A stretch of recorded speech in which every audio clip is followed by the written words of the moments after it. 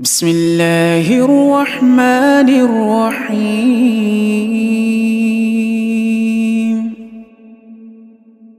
ألهاكم التكاثر حتى زرتم المقابر، كلا سوف تعلمون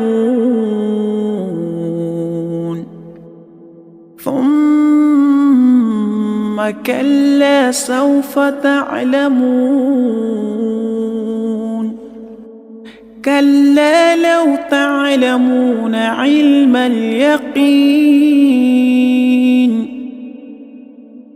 لترون الجحيم